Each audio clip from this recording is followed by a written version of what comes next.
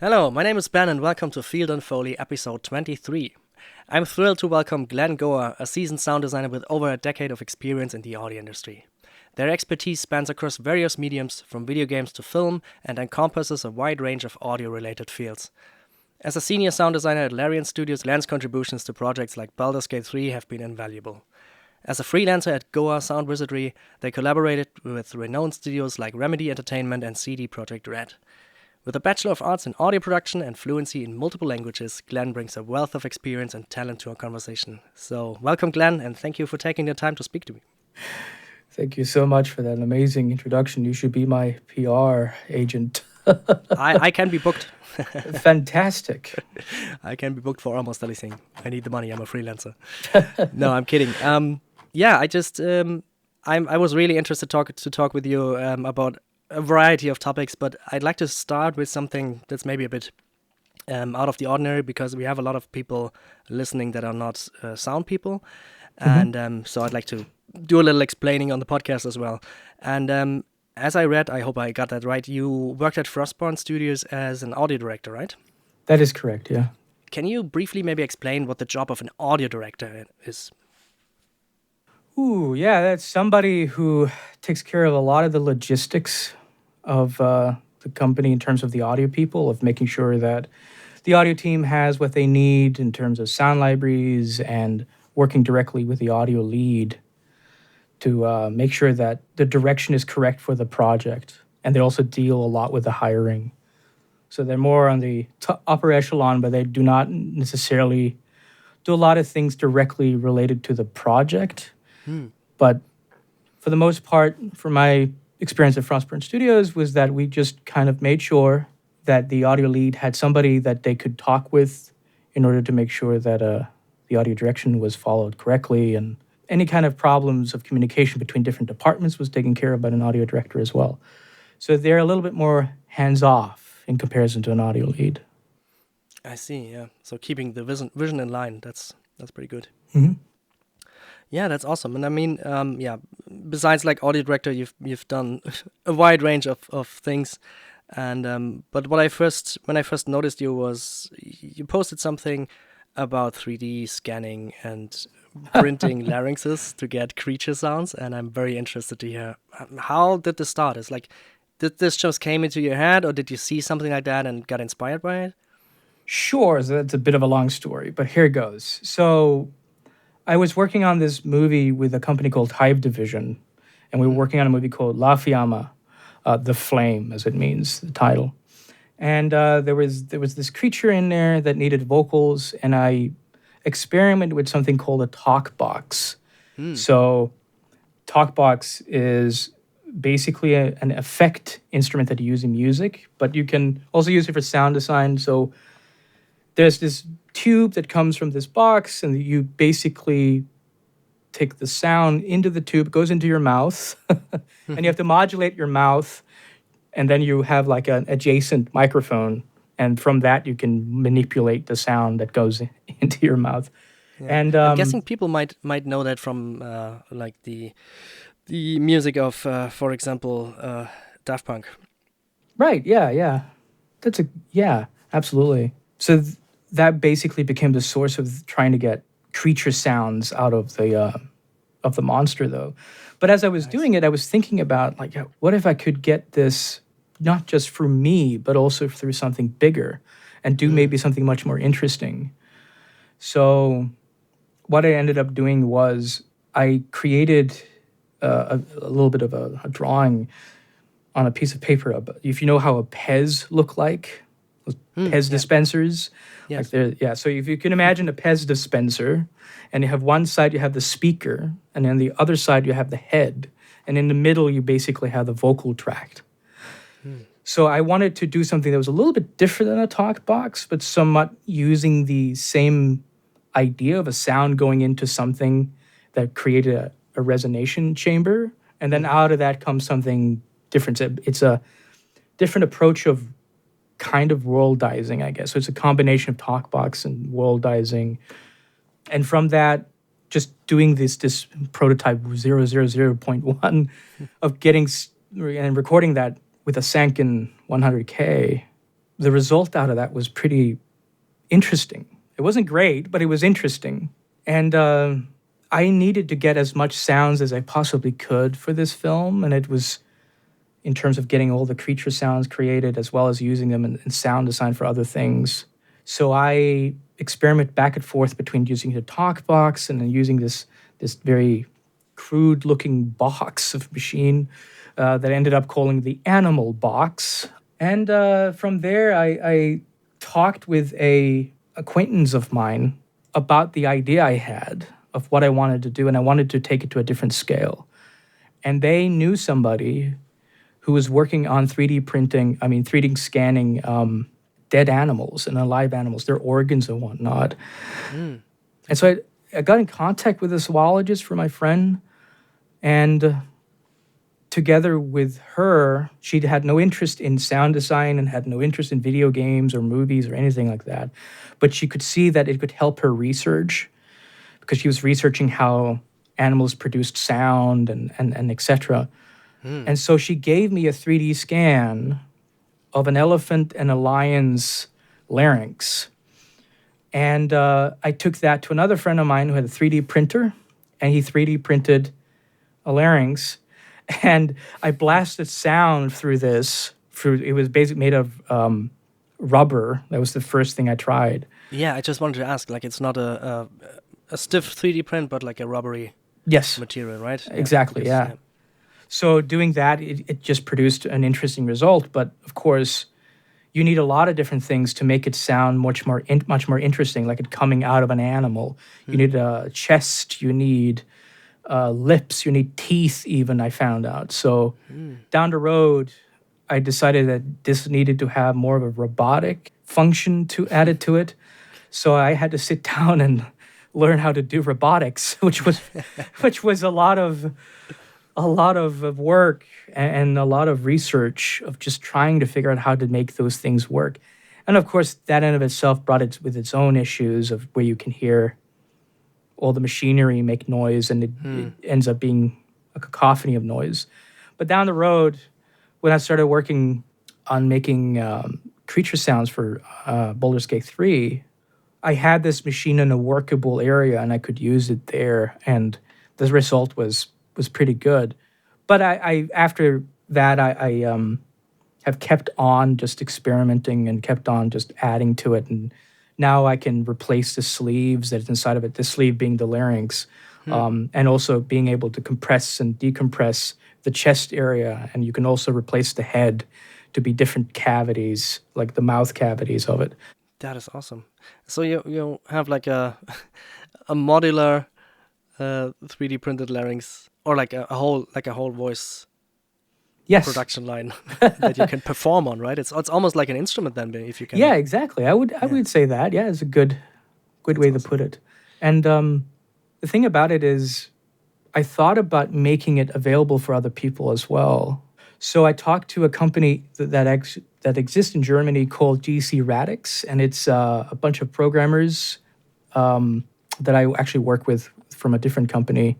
And we're going to try and get this into a plugin form so people can actually have access to the same functionality that is provided out of this machine. That is nice. That's good to know. Will you also, like, at some point publish the 3D print materials, like the plans and STLs? Just asking out of curiosity because I have a 3D printer and I've printed some stuff already. I mean, the first thing I really did with my 3D printer was trying to get a replica of a Mayan death whistle because I really like the idea of it. And it's pretty cool because you can experiment with the sizes and with the materials and can get some interesting sounds out of that. Obviously, it's not the same, but it's interesting, and it's always cool if you have something that's not the same sounding. So, yeah, doing stuff with the 3D printer that produces sound is something that's also like right up my alley. Absolutely. Yeah, I'm thinking about releasing those things. Yeah, because the 3D scans belongs to zoologists, I have to sort of talk with them Yeah, first. of course, yeah. I mean, it would be great to have something like we could like make a donation to the zoo or something, to a small donation for the prince or something. I would guess that a lot of people would, at least out of curiosity, um, have those files, and that could be a Yeah, nice absolutely. little remedy. That's awesome. Yeah. So just speaking about, because you spoken about robotics and then the sound it made. So did you then um, scale back on the robotic parts and try to make it just like movable by hand, or do you still have robotic parts in them? And how do you deal with the noise pollution from those things? Right. So they're still in there, but I isolated them as much as I can. Hmm. And also, I started to create noise profiles of those specific machines, the machine Oh, parts, yeah. and then running that through Isotope RX, I'm able to remove them to the point of where you can hardly notice them anymore. I That's have a little awesome. bit more work to do on them, but I think that I can get to the point of where you simply cannot hear it anymore. That is interesting. And how do you like control those robotics? Do you have like code running that runs through a certain sequence of events, or do you like, yeah? How do you make them move? So I have like it's through code, so it's like Sure. Yeah. an iPad that basically is sitting there, and I just you can draw the way that you want it to move, so up Hmm. and down, and that's how it, like on one display you have the ability to manipulate the diaphragm, and in another place you have the ability to manipulate the mouth and the lips Hmm. of the thing, and you have to readjust them when you replace the head. So Of just course. because the machinery is different size and whatnot. And Hmm. there's another button that allows me to scale the volume, because you have to blast a lot of volume into this thing Hmm. so it doesn't sound muffled. Because that's one of the things that I noticed in the beginning of working on it, was that Hmm. Yeah. as cool as it has these opportunities of being really, really cool, you have to scale down the size of it a lot in order to make the sound feel and sound less muffled, as Hmm. well as the volume that you blast through it, just to make it sound not as muffled. That's interesting. Yeah, that makes sense. I mean, you need a lot of air pressure to move all those parts and to vibrate the stuff. Hmm. Um, yeah, maybe while we're on that topic, any other challenges you encountered while building this stuff? I mean, especially I would guess like whole intricate larynxes and head cavities, and making them fit together in a modular way is probably a long task until you get that all right, right? That's right. And so one of the problems is, because you can modulate a lot of the parts of it where a normal animal cannot modulate. And that is Hmm. just for the sake of, if I blast, for example, a sound in there that is a trumpet as an example, Mm-hmm. and I want to put a tremolo on that is produced by the machine itself, it moves the parts so quickly, and because of the insulation and stuff, what ends up happening is overheating.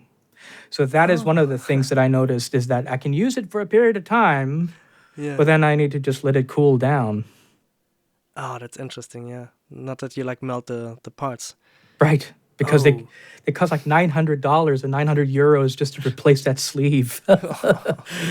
Holy hell! So you really have a hot tool there. That's awesome. Yeah, it can get really Holy hell! warm. That is that is so cool. Yeah. So you have to take care of the temperature. You have to, yeah, and otherwise you're probably doing a lot of experimenting to try to see what sounds you get out there, right? Hmm. Yeah. So one of the things I've been doing is collecting all of those, and my plan is to release like a free audio library with all of these sounds that people can download and use in their projects without Awesome. paying a license for them. Because some of those sounds that I get out of it is just so out there. They're very abstract at times. I've taken like cars through there, and I've taken like the sound of various types of instruments, other animals, like playing a tiger through a lion's larynx and stuff. That sounds very interesting and very weird. It's fun to try and experiment with various type of things and to see what you get out of it. Yeah. And also, do you just experiment with sounds going in, or also with the kind of pickup? Because I'm guessing, like, it's maybe also interesting to using contact microphone to get those movements in there, maybe for something robotic or something like that, or yeah, whatever else. I mean, there's so many different type of microphones. Do you have any experiments with those, or do you stay with your Sanken? So I've tried with contact microphones for sure, but you get a lot of the machinery and a lot of the clanking. So it's something that I ended up using for a personal project that I'm working on, of where there's this tank that is moving, and when you're sitting inside of the tank, you hear all of this movement of the metal and all that, and how it makes the machine groan and just, yeah, it makes a lot of bumping sounds. All of that comes from the contact microphone being attached to those. And you certainly get the sensation of a little bit of danger, because if you use specific type of sounds like a lion's roar or more of a tiger's roar, and etc., you can get a lot of like that being more like noise pollution in the contact microphones that is basically more focused on the machinery. And you get that as a background noise happening at the same time as the clanking and the metal groans, and you get a little bit of feeling of danger that something is not exactly as it should be. So that's one of those things I've tried with contact microphones, and it gets some really cool results out of that. Yeah, that's awesome. Yeah, and what's your next step with this, like, Frankenstein machinery? Oh, well, so right now I am assembling it again into getting it into a warehouse, because it's not going to sit in my little apartment. So I need to get it up in a warehouse. And once that has happened, the idea I have is, as I mentioned a little bit earlier about GC Radix, of getting it plug-in based, and then from there to try and figure out what more I can do with it. Because another thing I've been building is an echolocation device of like more like, when I say that, I mean more like the sound of dolphins and bats and so on, being able to produce that as accurate as possible. And that's something that I want to create as a separate machine, not necessarily to this Frankenstein of a monster. But in terms of what I can do with that machine, I don't necessarily know if I can add more to it, but we'll see. I've heard a lot of ideas from other people, so maybe I'll try one of those ideas. That's very cool. And yeah, speaking of the size of the thing, yeah, what's the dimensions of it? Because if you say like you won't keep it in your apartment, is it like a human-sized machine? Let's see if I can put an accurate kind of size of it. I would say that it is a normal size of a car. Wow. Yeah, it's not the size of a truck or anything, but it's certainly like a good-sized car, I would say. It certainly weighs quite a bit as well. And you have to disassemble all of the pieces in order to be able to deal with the weight. So Yeah. Ah, that's beautiful. I hope you post some pictures online, because I'd really like to see like the whole thing, just the sheer immensity of it. Because I didn't expect, like, I expected it to be like, yeah, maybe half a human sized, or maybe like a big server rack or something. But a car size, that is that's quite something. when you start adding, because as I said, Sure. I started adding like larynxes to it, then I started adding diaphragms to it, and etc. That's when it started to become bigger and bigger. And my thought process was at that moment, it cannot get bigger than this, because it's just too much. But yeah, it is quite big. And yes, in terms of pictures, so once I have gotten it up in the warehouse, my idea is to get a YouTube recording of it working. Nice. So everybody can see how it works. That's very awesome.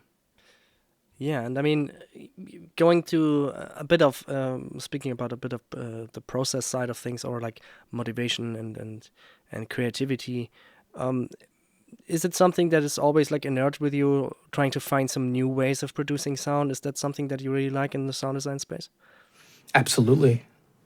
Yeah, I experiment with all kinds of stuff in terms of creating sound. So, for example, yeah, these machineries, just because the problem I have, especially with creature sounds, is that you're very, very limited in terms of getting those type of sources. So, for me, what I had to do a lot of times when I work in games is to just trying to think outside of the box as well, because the expectancy that the client always have with me is that they want something really fresh. They want to experience something fresh and something new. And especially now, just because there are a lot of, one of the things I've noticed with some clients is they have noticed that a lot of games sound very much alike now in terms of the directions that they're taking. And a lot of the libraries that we use, we're all using more or less the same libraries now. And you kind of have to think creatively of how to solve an issue. And sometimes that means doing something new and creative. And that's why I love living in that space of doing something new. Yeah. Yeah, I can relate to that. I mean, it's that is also always one of the things I really like about sound designing is the Foley, or like the recording part of it, and trying to record my own sources and trying to find something new and different. And it gives you a personal touch, and it also has this, like, this is from this moment now, and you immortalize this kind of moment in time in your sound. And I don't know, I find it kind of poetic.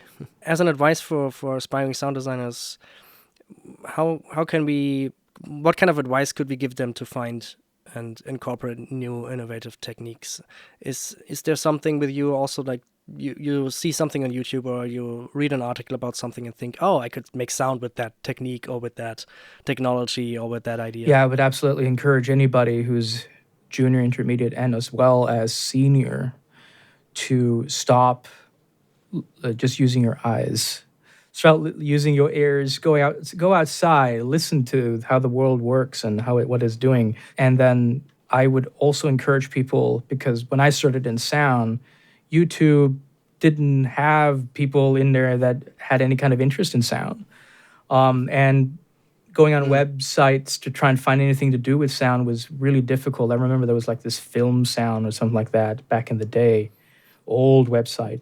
And that was it. And you had Ben Burt and everybody else talking about how they create sound effects, and that was the only source of inspiration. So I think there's a lot to learn from YouTube now, to go and take a listen to what other people are doing and try to dissect what they're doing sometimes. And I also say that playing video games, and I know that comes with privilege to be able to purchase video games and whatnot, and listening through Netflix shows or movies, and try and dissect how they do those type of sound effects, and maybe even experiment. Because when the Matrix movies came out in the dinosaur age, yes, I remember that fondly. yeah, exactly. So I sat down and tried to figure how did they create those sounds, and that meant a lot of experimentation. It also happened again when Lord of the Rings, The Fellowship of the Ring came out, of just listening to the Balrog and whatnot and trying to decipher how they actually created those specific sounds. And of course, the behind the scenes came out a little later in the extended edition. And I'm like, that's how they did it. That's how Dave Farmer made the sound of the Balrog roar, by using cinder blocks and scraping them together. And that was opening a black box for me of understanding how to do those type of things. And I encourage everybody else to at least try and do some experiments of trying to figure out, well, how did they make those sounds? And then go around your house and just take a spoon and hit another spoon with it and see how that sounds like, and etc. I would very much highly encourage anybody who is into sound to just A, listen, and B, pay attention to what other people are doing, and C, if you have the ability to get video games to play and listen to, and movies and etc., and of course read some books that sound designers are writing. There's many really good books out there. You can get a lot of information of how to become a really good sound designer, and encouragement can be found through just experimentation of how you can set yourself apart from other sound designers, which I also think is very important. Yeah, I agree with that. And I mean, sometimes you find sound in the most unexpected places. I recently did sound for creatures for a cartoon called Steady Beasts, and Cool. they are these like Godzilla type big massive creatures, but they're also one of them was like a really cute one. And I spent so much time trying to find something. I tried recording my daughter and having those sounds, but then making them sound bigger made it just sound creepy. And in the end, funnily enough, I just ended up with a balloon and just filling up a balloon with air and letting it out and performing the kind of different intonations and emotions with that, and of course then adding some filters and stuff and adding some effects. But like the base layer of just this this big balloon was like the perfect fit for it. So sometimes it's also just the simplest things that work really well. Yeah, that's an excellent trouble solving. Good job. Yeah, thank you. It took some time, but yeah, you just have to like keep practicing and keep just experimenting, and you will find something. Mm-hmm. And then speaking about like the approach to stuff, like if you get the job for designing or the task of designing sound for a creature, how is your approach especially for creature designs? Do you have like a certain angle you go through or anything? Yes. So creatures, after working on Baldur's Gate 3, the approach I've had is very different now in comparison to what it used to be.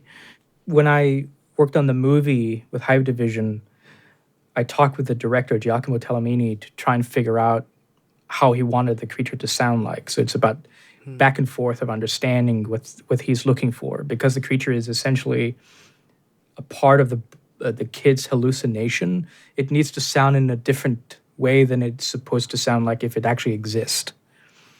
So for Baldur's Gate 3, the direction we ended up using was it needs to sound realistic to a point, so that a person who is listening to the creature sound would say that, that feels like it actually exists, because there's a lot of chorus effects and etc. on it that makes it feel almost a fake in a way. That's one of the, remember the feedback that we got from other people in the department was that when it was too much processing on something, it ends up becoming very fake.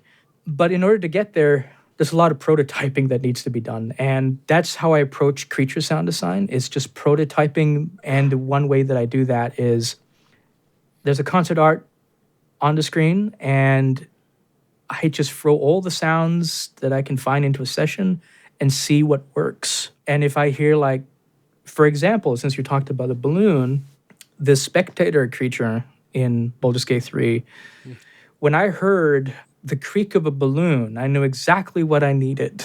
And that became the major layer inside of the creature. So I ended up buying a pack of balloons and just going to town of manipulating it to sound exactly like that sound that I heard from that balloon, like a specific type of creak that came from it.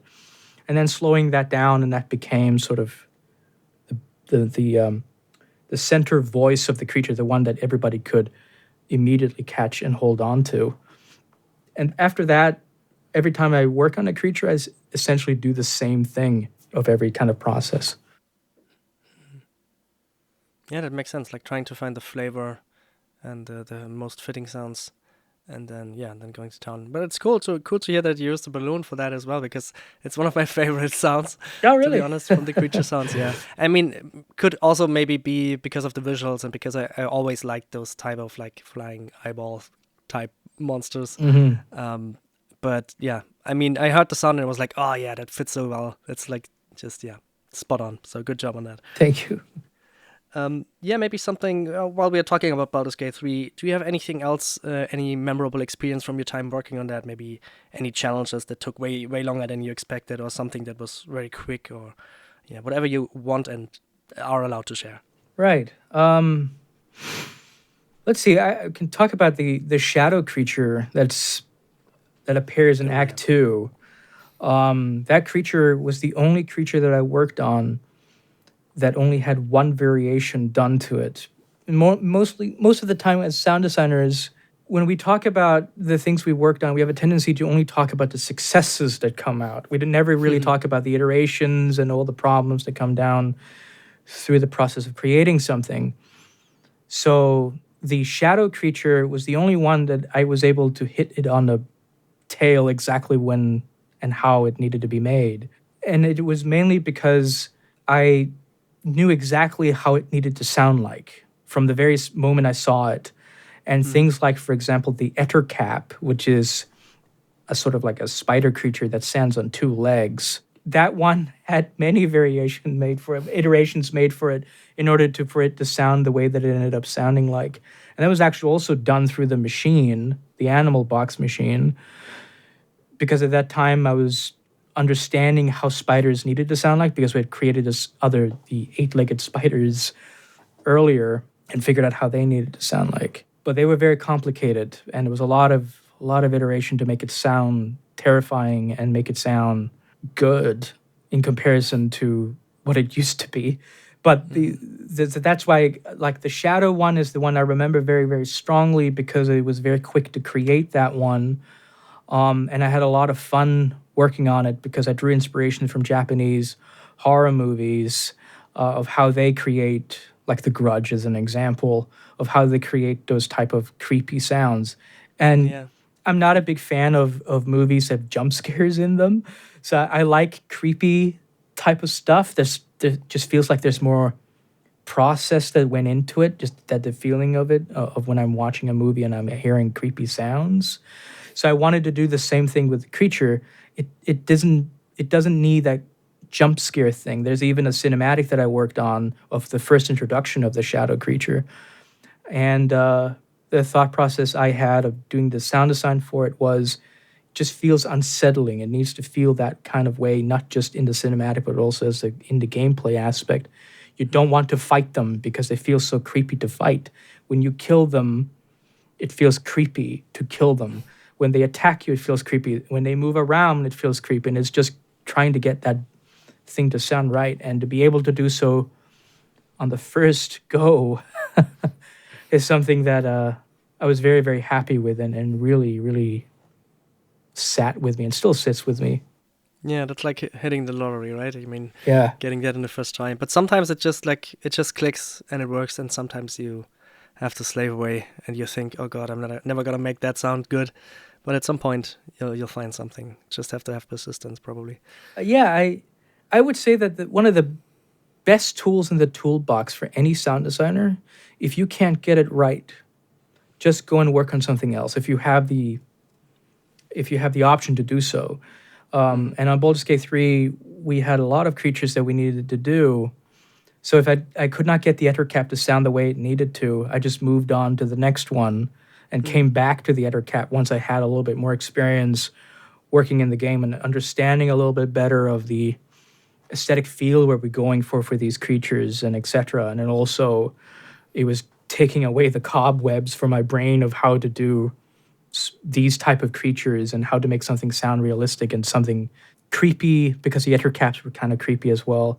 But they're in your face a lot of times, while the shadows are more creepy. And at the time when I worked on the shadows, this is like maybe 3 to 4 years into production, and at that point, everything is clicking correctly in my head. Yeah, that makes sense. Yeah, I can also second that. Like, having the option of moving away from something and coming back later is invaluable. And I think it really shows when a game has that kind of, I would also say, like, probably budget, but not those time constraints, so that the creative people in it can really have their space to work.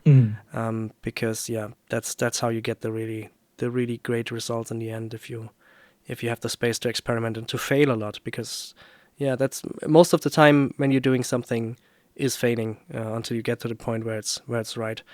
Do you maybe have something else in mind that, as a sound designer, you should have as a skill or quality that, I mean, of course, you should know the technical stuff, you should know how to make sounds, but, I mean, besides that, the persistence, that working on other stuff, do you have anything else in mind we could give young sound designers as a guidance? Absolutely. I do think that going into the industry, you have to be equipped with a good demeanor of how you communicate to other people in the departments and whatnot. A lot of times I have found that I work with people who are very great with creating sound effects, but they don't necessarily know how to contact or talk to other departments in the video game industry. So you have like, okay, I need you to go and talk to an animator, and they go and talk to the animator, but the animator doesn't understand the same work jargon that we use for sound effects and how we create sound effects. So the communication can sometimes be bogged down to it. An animator who doesn't understand what you're talking about and just wants the conversation to end very quickly. So Yeah. it's just the nature of the thing, right? It's just that Sure. Yeah. it's the same thing if an animator starts talking to you about things and you just sit there going, I have no idea what you just said, but okay. And then the communication of the actual problem is not necessarily understood. And I would say to a sound designer is that don't just think about your job. Don't get like a high quality type of educational understanding of how animators work or VFX artists work and etc. But have the basics down. Understand certain things such as what frame rates mean in animation, what Yeah. some of the basics of those things, because that will actually help you in your job. If you know that it's going to be 30 frames per second that the animation you get, that's the thing you need to do in, for example, Reaper. You put that in the video into the Reaper session of the animation, and you know that animation is going to be 30 frames, it will help you. But it will also help you in communicating with the animator and say that, hey, we are doing this type of things with the sound, for example, for a footstep system, and we need to make sure that every time you update the animation of the character walking, you tell us because it will end up being problematic down the road. It will go out of sync, the footsteps, if you have that type of system of where you actually need to go into the individual animation and hook that up, as an example. So just being able to communicate to the animator and the animation team that those things are important for you and the audio team, having that communicated will just solve a lot of problems down the road. And you can get animators invested into actually working directly with sound because communication is so simple between one another. Yeah, that makes sense. I mean, for me, that always was a bit the case because I'm the type of person that's always curious. So if I see something, I want to know how it works.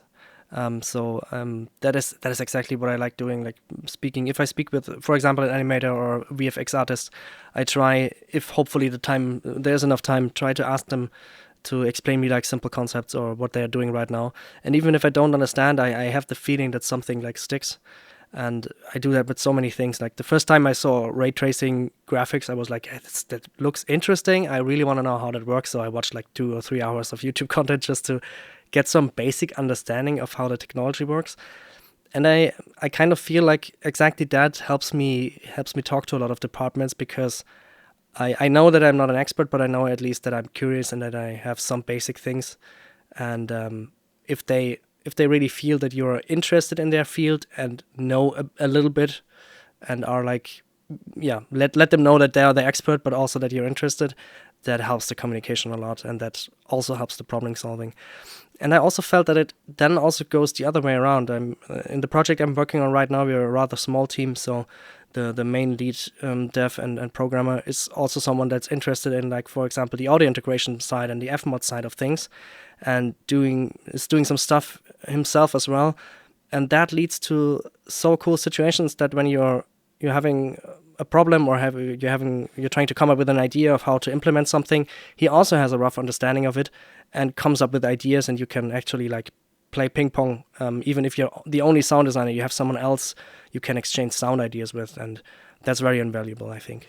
Yeah, absolutely. I think that's a very good perspective. And it brings actually something to mind, which is that when you're working with people, sometimes you're going to be working with people of different departments that are of higher rank than you, to put it that way. So you could be working with VFX directors and etc. And you have greater knowledge in terms of what works and what not works within sound. But the one thing that I've seen is something that Oscar Wilde called the violence of opinion, of where some individuals believe so strongly in their ideas, and I'm talking about sound people here, but it can be applied to anybody, really, where you're so willfully stuck in your ideas that you're unwilling to see beyond them, that you have the capacity to become maybe not physically violent, but definitely verbally violent towards somebody because your ideas is like, this is the way it's going to be. And these are the things that we have learned through the process of creating other games. And you kind of have to remind yourself that, yes, you learned lessons from previous games, but they were made with different type of technologies. They were made with different type of aesthetics that you were trying to do, and sometimes there's a lot of clashes. And those clashes means, for example, that animation is doing something different with a different style, and therefore when you try and do that style and you realize that that style did not work, well, you're working on something different, and being aware of that can help you yourself outgrow the problems of just being stuck in one place of an opinion, but being able to go beyond that opinion, of understanding that other people's opinions might have value to them. And so if somebody else in a different department says, that sounds cool, but it doesn't sound like it belongs with the visual styles that we're going with, understand that that feedback is not necessarily meant to hurt you, but actually supposed to help the overall game sound the way that what the visual is trying to do and other departments are trying to do. But yeah, so some people can get very stuck in their opinions. And what I would say to anybody who's getting into sound or have prospect of thinking about getting into sound in any capacity, when you learn things, don't get stuck in that. Yeah, absolutely. You shouldn't take that personally if an idea gets shut down. And it's at the end, we all want to have, we want to make the art better. And we had that on the podcast actually before, that we talked exactly about that. And it's very important to always keep that in mind, that your ideas are not you, and if they get shut down, it's not a personal attack. That's very cool. Also, like, if you're talking about like the role of a sound designer in video games and films, do you have any things that you see as like common misconceptions that people have about sound design? From outside, like meaning not... Something maybe that people didn't understand how the sound works, and or thought like something takes like 5 minutes, but actually like it's a week of experimenting, for example. Yeah, that is one example. One thing that I have to keep telling, or had to keep telling my dad, was that it's not making music. That it is not, not music. Well, that's one of the things that I have had problems trying to explain to certain people, including directors. They just hire you as the last part of the waterfall. And so everything else is done, just needs sound work, but they don't necessarily know what that entails. And they just say, well, you have a week and the movie is 2 hours long.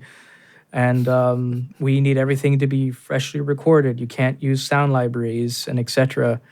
That can be frustrating at times, and just trying to communicate to them that the results you're going to get is not going to be what you expect to get, just because A, there's not enough time, and B, the budget is too small. So those are, I wouldn't say that they're too common now these days, just because of the access of information that is available out there, and also because from what I have learned from other people who've gone to school now, the schooling is very different, and so more things are being taught about elements like sound design in film school.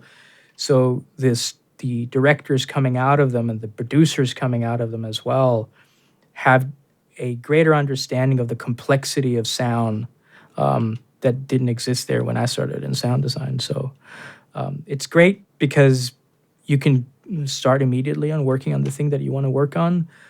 You don't have to do a lot of education. That's cool to hear. Yeah, that there's this like this explanation of other arts as well, so you're not stuck in your own ways and only know about your field. That's good to hear. Yeah, because I remember like from my school days, I don't think we've ever talked about sound at all. But I mean, yeah, for me always the things that were interesting to me, I tried to self-learn and self-taught myself a lot of things, because just I always needed something that interests me. And so I always had like a hard time in school, because it was the thing that was now on the menu. And if it interests you or not, that's what you have to learn. And the way we teach you is how you have to learn. And that was always something that didn't work with me. It took a long time for me to realize that I'm not bad at learning. I'm just not that type of learner. Right. But that was a tangent. No, it's good with tangents. Yeah, I like tangents. Yeah, maybe also staying a bit on the topic of challenging things in your work. Can you share something like particularly challenging you've had, like a challenging project, and how you like overcame this challenge? Sure. Let's see. Well, the one that comes fresh to mind is definitely Baldur's Gate 3, I would say. It was challenging from the moment I came into it, not because of the company itself. Larian has fantastic people, and that's just fantastic group of people creating an incredible game that's been winning so many awards. I'm so happy for them.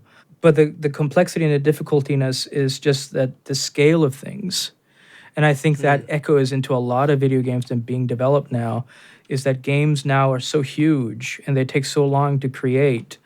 And you have to sit down and plan from pre-production stage of trying to hit all the marks from the get-go. And that is very, very difficult to do now. And Baldur's Gate 3 was no exception to that. Some of the games that I'm working on currently have the same issues of just trying to understand that scale and how we can hit that scale in a good way. And the same thing for movies. It's just maybe movies are not bigger, but they certainly are more expensive to make. And then you also dealing with a lot more things that you can't really go and record on set because a lot of it is just VFX now. Yeah.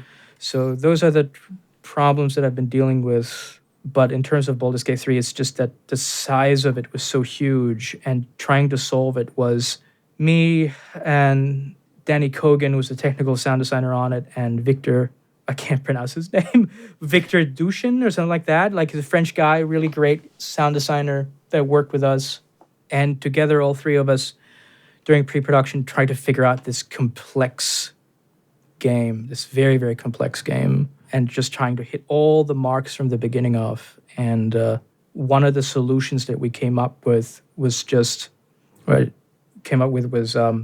trying to make them systemic solutions of just trying to figure out, like, okay, some of those things that we have to do is better solved by making a system that we just put sounds into, and then by code we make sure that they work with other elements into the game, and we don't have to go in and check every single one of them, because the game is so huge that we kind of need to give QA a break of going through everything. So that was certainly a problem, and I think the solution that we ended up creating solved so many issues. And it's things like that, and as well as for me personally, because I was going to sound design over 100 creatures in Baldur's Gate 3, of getting enough material for that was complex, and the machine, the animal box, definitely helped. The talk box, when I used that, definitely helped. But it was also because I started an internal audio library to record as much as we could, and everybody contributed to creating a lot of fresh recordings. And because of that, we had access to so much that we can use for everything. But I used a lot of it for animal recordings, didgeridoos and whatnot we recorded. That's awesome. Yeah. And I mean, like, speaking about technology, because like 3D printing didn't exist a few years back. I mean, a few years. It's now a lot more years. I'm getting older very fast, so time flies. But you know what I mean? Like, how do you see the future of sound design evolving, particularly with like advancements in technology? Ooh, that is a very good question. I'm a little bit scared of AI, to put it that frankly. So I think that maybe we could use it in the future, and I think that to some part it most likely will be part of our tool set. Maybe not the actual design process, but more like the cleanup process of cleaning up recordings. And I think to some degree that's a godsend, just because the amount of hours you lose, not just, well, not, I wouldn't say that you lose time recording, but just editing the recording itself, cleaning it up, that takes time. And you've sort of seen it already with Boom's Debird, right? Like that thing that removed birds from your recordings. It's very useful, and I've used it plenty of times for some of my outdoor recordings of where I recorded for cats and stuff like that, or thunder or rain and things like that, and where I don't want birds to be in it. That's certainly part of it. But I do think that the future of sound design, because there's this sound now that's being used for a lot of video games and movies as well, this mid-low kind of crunchy frequency sound that's being used quite a bit. And I think we're going to go away from that, just because everybody's like, everything sounds the same now. Yeah. We're going to go away from that. We're going to go into the more of the, let's try and be more analog, like back in the old days of just going recording various things rather than processing everything. And I think the future is definitely about going a little bit back. And I could sort of see that from a lot of the old cats in the industry who are audio directors who listen to things and don't like the way that things now sound and want to go back to the old ways. And I'm certainly one of them, I have to admit. I want to go back to of just experimenting and so on and having fun with that. But also, again, games today are so huge, and you take a lot of time making those sound effects and planning time to get moments where you can go and record, and it's just not something that is always viable. It's not something you always have in front of you as a possibility. And so sound libraries become the thing, and when that happens, you get a lot of things that sounds exactly the same. But I do hope that in the future we have that as a thing that is more available, of just having more time. That's a thing I hope we have. Yeah, I'm right there with you, especially with the automatic cleanup stuff. Like if you can do a lot of those tasks that just take a lot of time and are like menial, or like even very, very annoying tasks, and if you could use AI to solve those, like cleaning up dialogue or something, to a point where it sounds like natural, like really good, that would be amazing instead of spending hours, or having to re-record a lot of stuff. So that would be perfect. Yeah, and going, like you already like mentioned it briefly, but going from the future a bit back into the past, one question I always like to ask my guests is, what is the first sound you ever recorded and why did you record it? First sound I ever recorded was taking a handheld recorder. I don't remember if it was a Zoom, to be honest. It's been a long time ago. And put it into a plastic bag and putting that into a cup of soda. And that recording was the sound of acid that the character was using in the video game. So you can throw this canister. It was for a game called Heroes of New Earth, and you could throw this canister that was full of acid, and it made these puddles on the ground, and each one of them had this loop on them, and it was this acid loop. And so I recorded this sound to work for that. And the thing that I found was very interesting was this: I didn't have money for a hydrophone at the time, so this was the solution to that problem. The thing I found was that the quality was really, really good, better than I got out of a hydrophone. That was the first thing. And the second thing was that the plastic in of itself ended up giving a specific type of texture because of everything bubbled inside of the soda, and it hit the plastic bag, and that kind of crackled it and did other things to it, and that all added to the feeling of acid. But of course, it's very close mic'd, and so you get kind of that feeling of proximity, which is a bit odd. But I think that it helped quite a bit because of how we added the sound into the game. Is that if your camera is actually on the puddle, it sounds very much like you're absolutely in a bath of acid. So that was the first sound I recorded. Wow, that takes some guts, like putting a recorder in there and hoping it doesn't get wet and breaks. I'll be honest with you. I thought everything was going to be perfectly fine. When I take up the bag again, I could see a little bit of soda inside of the bag. So I got quite a bit scared there. Oh, wow. Yeah, close call. Right. Awesome. Yeah, like what I also wanted to talk to you about briefly is that besides doing sound design, you're currently writing a book, and I'd really like to hear what is it about and like when is it coming out? Right. So I am writing a book called The Myth of Ethics, which is a philosophy book about audio leadership. So it's about looking into the ethics of audio leadership, of directors and leaders and so on in the industry, of how they behave towards those they manage. And I'm looking at it from a different perspective because there are a lot of books about leadership in the world, quite a bit of them. I did some research, and it was like 300 to 400 books that I just found in one search result. It was pretty nuts. But none of them were dealing with that from a perspective of philosophy. So I have a little bit of a background in philosophy, specifically moral philosophy that comes from Platonic ideals and Kantian ideals, as well as Stoic ideals. And so I wanted to see if I could create a book, write a book that had those ideals into them of how leadership should be in the gaming industry. Because as much as we praise the gaming industry for a lot of its accomplishments, there are certainly aspects of the gaming industry as a whole, not just audio. And I think audio is like the smallest part of it. But gaming industry as a whole has, unfortunately, a lot of problems. There are many, many news articles I've been reading lately of just where things are not where it should be in the audio industry, not in the audio industry, but video game industry. And I think that the book serves as something of a self-reflection.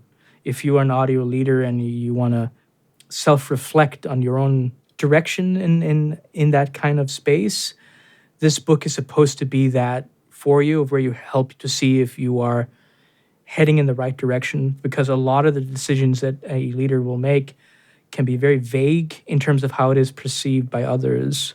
It's like feedback, for example. Yeah. Feedback can be very difficult to do, and it's an art form to do feedback well towards somebody else.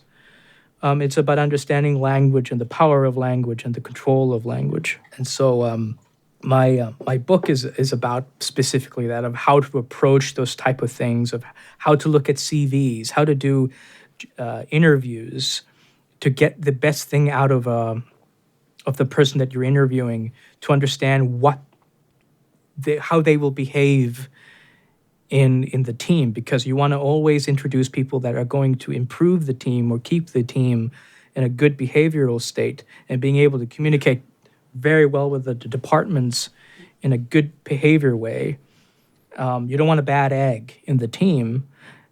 And I think that hopefully my book can sort of give you that insight of what to look for in good candidates, as well as self-reflection to see if, okay, these are the things that I'm doing, but apparently some of those things can be misunderstood. And when they're misunderstood, it causes not necessarily harm, but it can cause some misunderstandings that can be, for others, cause me some sort of problems down the road as well. Like if you say the wrong thing, like a good example of this is you can sometimes, a lot of times in the video game industry, you're dealing with language issues because you're talking to somebody who doesn't speak the same language as you do, or not at the same capacity as that you do. And so there can be misunderstandings that happens quite a bit. And that misunderstanding can be cultural differences between two different people. And that can cause a lot of fracture between two individuals. And how do you approach that situation? How do you go to another person and communicate to that person that that was not meant to be taken in that specific way that you took it, and then to communicate that in a way that the person doesn't become more offended because you're being vicious in your language to some degree or something? It's a very fine line, and it requires a lot of self-reflection and a lot of humility to be able to achieve that. Yeah. That's something that's especially language barrier is something that I experienced myself at some point when my English became better and better. I got to a point where my English was good enough that people expected for me to always use the right words and expressions. At least that was in my mind, because I remember one situation, and I don't remember the words exactly, but I said something that meant quite the opposite of what I was trying to convey. And they were thinking I was being like an asshole, and didn't, like, for 1 second think about, oh, that's not your native language, because we have been talking for hours in English, and it was like, okay, there's an accent there, but otherwise, like, he has this perfect English. And that was like, it took quite some time to resolve that issue. And yeah, that made me very wary of trying to especially then read other people when I speak to them in English, and try to see if I said something that might be, that might come across not the way I thought to, and then ask like, oh, did I use the right words? And that's always interesting, and especially then, just like you said, and also there are cultural differences, which you at least need to be aware of. But yeah, that sounds like an interesting book. I'm putting it on my list to read. Do you have like a set date when it comes out, or is it something like you're working on that, no idea yet when it will be finished? It's right now. It's set to be released in November this year. Oh, that's almost there then. Cool. Yeah. Congrats. Thank you so much. Yeah, hopefully it's going to be great. But on the note of what you just said, I myself had a situation of where I was working with a Chinese company, and I said something that was meant to be taken very lightly, but the cultural differences meant that it was not taken that way. And that surprised me because I'm not that kind of person that would make a joke intended to do any harm. So when that became like, oh, that's what happened. Oh no, I need to go and apologize because that was never the intention. And yes, you become very wary about how you communicate, but it's about trying to understand the other person and to understand them to the point of where you can actually communicate. And it's not that easy to do. Some people have different approaches to specific type of humor. Like I am a gallows humor type of guy. But if you go and talk to somebody else who's Norwegian, they may not even have that type of humor whatsoever. They will see that as obscene. But, it's just everybody's different. And one of the biggest values, I think, of working in the team and working with other people is to just sit down and talk with them, figure out who they are as a person, let them tell you who they are if they want to, of course. Reveal a little bit about themselves and what their humor is, and etc. It will give you a play field of understanding of how to communicate to various individuals. Yeah, and I mean, what I also like to ask you is, you're building car-sized creature vocal machines, you're writing a book, you're doing sound design in a lot of fields, actually, like working in the audio field in a lot of different tasks. What strategies do you use to maintain like a healthy work-life balance? Make sure that you understand that a weekend is a weekend. That I had to tell myself a lot of times.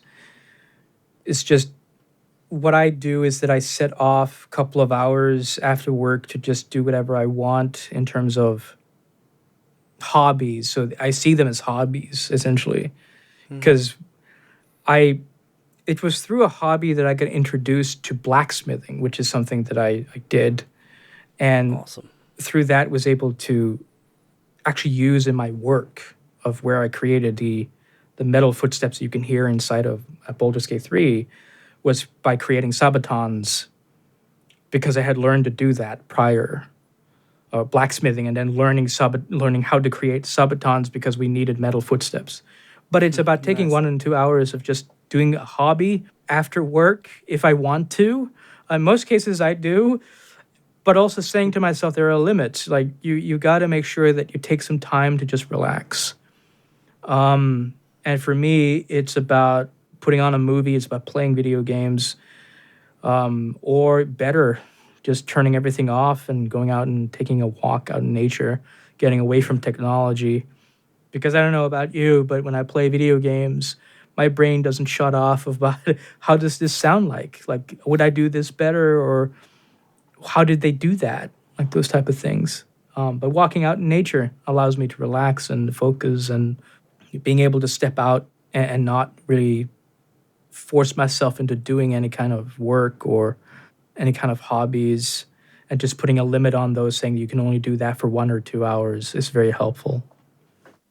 Yeah, that makes sense. I can relate to that though. Although I'm out in nature a lot because I like to go field recording, and so when I'm not with my recorder, I oftentimes think like, oh, that sounds nice. I should have brought my recorder. But like nowadays, I try to set my expectations beforehand. I'm like, okay, this is like for relaxation. I'm now taking a walk with my family. I might hear something nice, and I just enjoy the sound for what it is, and I can let go more easily now. Good. But yes, speaking about blacksmithing, that's a cool topic, because I just recently contacted someone from the US who is like a blacksmith, kind of hobbyist blacksmith, and I let him create some Foley swords for me. I don't know if you've ever heard of like Foley swords. I don't know even if it's a term. Yeah, I remember seeing some people using that for a Japanese movie or something like that, of where that these swords that just do the ringing. Is that what you're thinking about? Yeah, exactly. I have them. I have them right here. They have like little bends in them, so they ring a lot more. So they really sound like the old school samurai movies or something like that. Cool. So of course it's not for every project, but it's something that I always like wanted to have, and I'm like really glad I have them. And now while I have them, and hear that like I let them make I let him make two of them, and they sound very different. They have a different timbre and a different one is lower, one is higher pitched a bit, and so I'm also like that is something that's also interesting to me to try to do something with metal, to get some sounds out of that. But it always feels like whenever I start a new hobby, it somehow ends up being some inspiration for a new sound. I will be honest with you, it's the same thing for me. Yeah. The same thing with blacksmithing.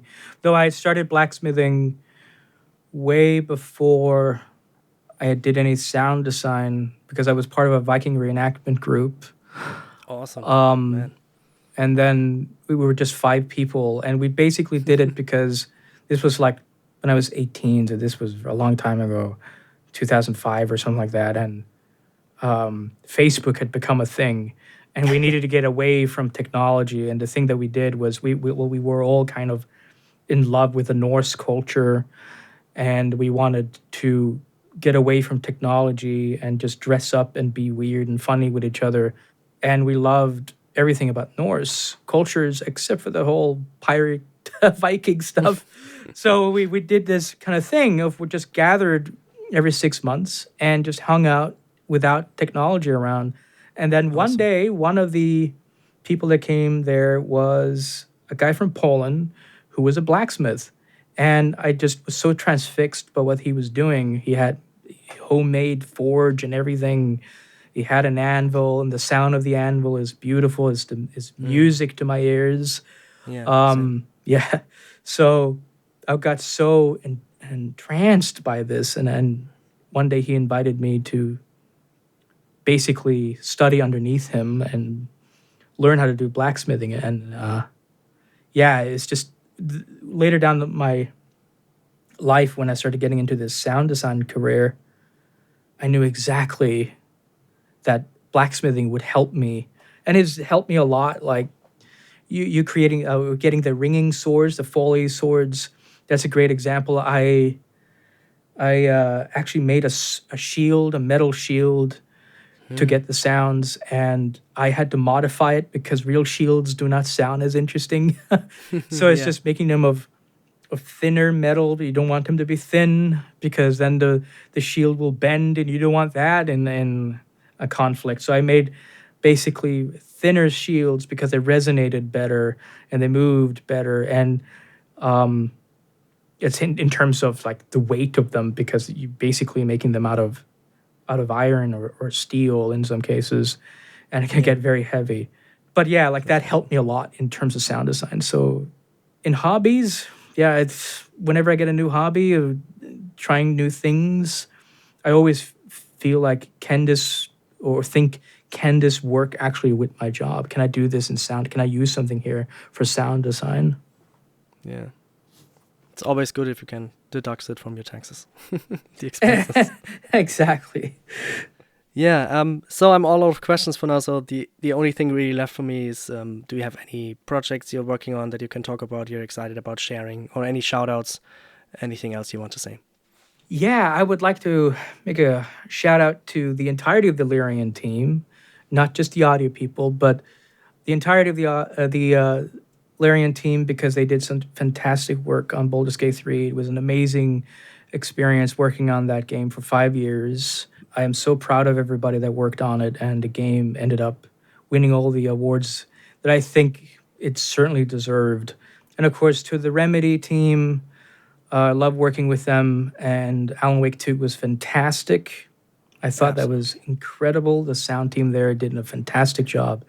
And of course, I would like to do a shout out to Giorgio Cini, who is the audio lead at Possibility Space, which is where I currently work, making a really, really cool project that I can't wait until it is public. Awesome. Thank you again for your time. It was an awesome chat, and I hope you have a wonderful day. Same to you.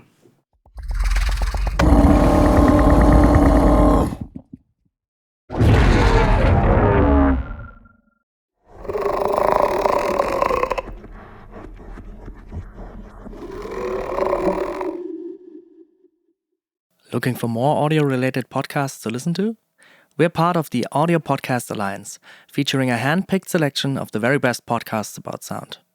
Be sure to hear the latest episodes from our friends in the community at audiopodcast.org. And if you've enjoyed this episode, please consider supporting on patreon.com/fieldandfoley or ko-fi.com/fieldandfoley, where you gain early access to episodes in lossless format and can submit questions for our guests. Thank you for listening.